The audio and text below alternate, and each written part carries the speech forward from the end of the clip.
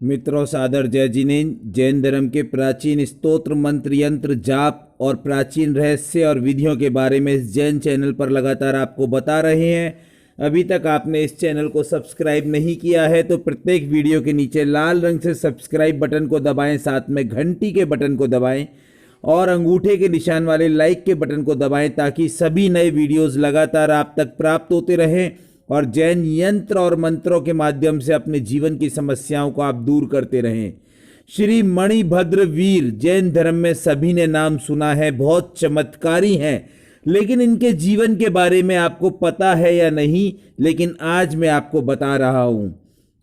मणिभद्र जी पूर्व जन्म के सेठ माणक शाह के नाम से जाने गए, जो जैन धर्म और इसके संदेशों के प्रति पूर्णतया समर्पित थे। इनके पास अपार संपत्ति थी तथा इन्हें 36 तरीके के वाद यंत्रों का शौक था। वे एक निष्ठावान श्रावक थे। इनकी असीम निष्ठा भक्ति से इन्हें क्षेत्रपाल घोषित कर दिया गया था। इन्हीं की हवेली में पद्मावती माता का घर देरासर भी था। एक बार माणक शाह का मन कुछ भ्रांतियों के कारण धर्म से विमुख हो गया और उन्होंने देव दर्शन, पूजन इत्यादि बंद कर दिए। जब आनंद विमल सूरी जी मासा उज्जैन के निकट पहुंचे तो माणक शाह अपनी मां के आदेश पर उनके पास गए। आनंद विमल सूरी जी मासा ने ज्ञान दर्शन के माध्यम से माणक शाह की सभी धार्मिक विसंगतियों को दूर कर दिया और वे फिर से निष्ठावान श्रावक बन देव दर्शन, पूजन, सामायिक इत्यादि धार्मिक क्रियाएं सहृदय करने लगे। एक बार माणक शाह किसी व्यापारिक कार्य से आगरा गए थे। तब उन्हें आनंद विमल सूरी जी का चातुर्मास आगरा में होने का पता चला तो वे दर्शन के लिए उनके पास पहुंचे। अपने गुरु से पवित्रता पर दिए गए उपदेशों वे शत्रुंजय की महत्ता से बहुत प्रभावित हुए। इसी प्रभाव के कारण इन्होंने नौनुनी यात्रा करने के लिए पैदल शत्रुंजय जाने व रयान वृक्ष के नीचे 2 दिन के उपवास से संपन्न करने की कठिन तपस्या का संकल्प लिया।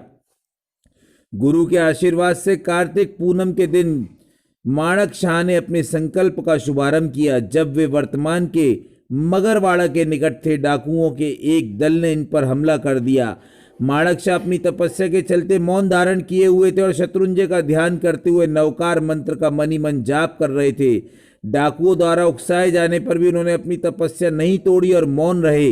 इससे गुस्साए डाकुओं ने उन पर वार करके उनके शरीर को 3 हिस्सों में काट दिया। माणक शाह, जो अंतिम श्वास तक नवकार मंत्र के जाप और शत्रुंजय की पवित्रता में पूरी तरीके से लीन थे, इंद्रमणि भद्र वीर देव के रूप में अवतरित हुए। उन्होंने अपने देवीय प्रताप से अपने शरीर के तीनों भागों को अलग अलग दिशाओं में भेजा। पिंडी अर्थात शरीर का निचला हिस्सा गुजरात के मगरवाड़ा में गिरा। धड़ अर्थात शरीर का ऊपरी हिस्सा गुजरात के आगलोड़ में गिरा और मस्तक अर्थात सिर मध्य प्रदेश के उज्जैन में उनके घर में गिरा। मूलतः भारत में मणिभद्र वीर के 3 स्थान ही हैं, उज्जैन, आगलोड़ एवं मगरवाड़ा। कुछ समय बाद इधर अचानक आचार्य आनंद विमल सूरी जी के साधुओं का असमय काल धर्म होने लगा। आचार्य श्री ने ध्यान लगाया तो अधिष्ठायक देव ने दिव्य संकेत दिया कि आप गुजरात के मगरवाड़ा गांव में जाकर अट्टम तप पूर्वक साधना करेंगे तो यह उपद्रव मिट जाएगा। गुरुदेव वहां पहुंचे और ध्यान तप किया, जिसके फलस्वरूप मणिभद्र जी साक्षात प्रकट हुए और अपना परिचय दिया कि मैं आपका वही अनुयायी माणक शाह सेठ हूं। शुभ ध्यान पूर्वक मृत्यु पाकर मैं मणिभद्र देव के रूप में उत्पन्न हुआ हूं। फिर गुरुदेव से उपद्रव की बात सुनकर उन्होंने भैरवों को वश में किया तथा भविष्य में मुनि हत्या न करने की प्रतिज्ञा दिलवाई।